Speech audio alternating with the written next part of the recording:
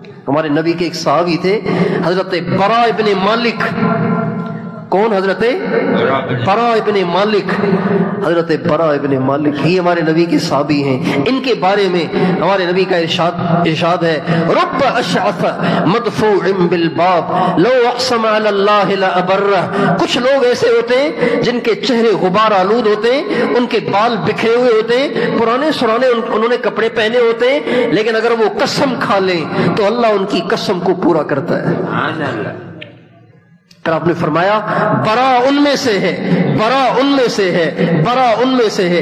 حضرت عمر کے دور میں ایک دفعہ ایک لشکر مسلمانوں کا کفار پہ حملہ آور ہوا، لیکن فتح ہی نہیں ہو رہی تھی.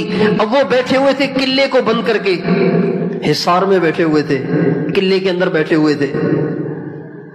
اب بم تو ہے نہیں کہ بم مار کے ان کی دیواریں توڑی جائیں، تلواریں ہیں اور تیر ہیں، اور تیر تلوار کا بھلا پتھر پہ کیا اثر ہوگا؟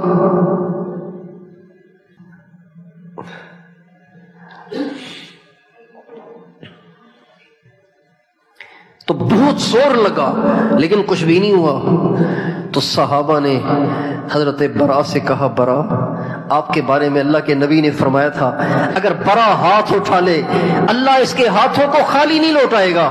تو آج آپ ہاتھ اٹھائیں نا، ہم تو بیزار آ گئے ہیں، بیزار آ گئے ہیں، پریشان ہو گئے، کریں تو کیا کریں. تو حضرت برا نے عجیب دعا کی. صحابہ کے کلیجے کاٹ کے رکھ دیے حضرت برا کی دعا نے. حضرت برا کی دعا نے صحابہ کے کلیجے کاٹ کے رکھ دیے. صحابہ نے جب کہا نا دعا کریں تو کہا ابھی کرتا ہوں، لیکن وعدہ کرو تم آمین کہو گے. کہا ہم آمین کہیں گے. کہا اے اللہ برا کی شہادت کے ساتھ مسلمانوں کو فتح عطا فرما.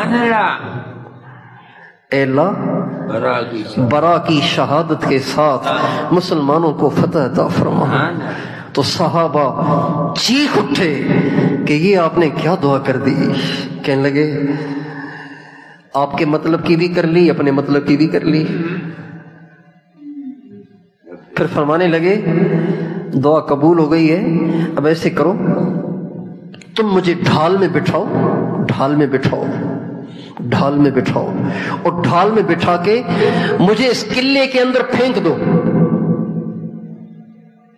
جیسے مستری نہیں تغاری میں ڈال کے یوں اوپر کے فلور میں پھینکتے ہیں مٹیریل مسالہ تغاری میں ڈال کے. کہنے لگے مجھے تم ڈھال کے اندر بٹھاؤ اور تم 5-7 آدمی مل کے مجھے پھینکو اندر، بس تم مجھے پھینک دو پھر دیکھو کیا ہوتا ہے. صحابہ نے ان کو ڈھال پہ بٹھایا اور بٹھا کے یوں جھول جھول کے ایک دم جو پھینکا تو یہ اندر جا کر گرے. اندر گرے تو وہاں تو فوج کھڑی ہوئی تھی، جتنی فوج تھی اس پوری فوج سے اکیلے حضرت برا لڑتے لڑتے لڑتے لڑتے لڑتے لڑتے سب کو گرا دیا اور خود بھی زخموں سے چور ہو کر گرے، اور گرتے گرتے قلعے کا دروازہ کھول دیا اور مسلمان گھسے اور قلعہ فتح ہو گیا.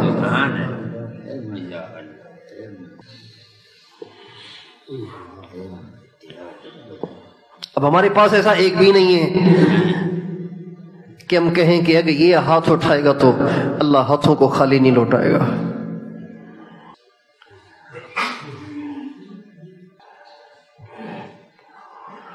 ہم تو مائل بکرم ہیں کوئی سائل ہی نہیں، راہ دکھلائیں کسے رہ روے منزل ہی نہیں.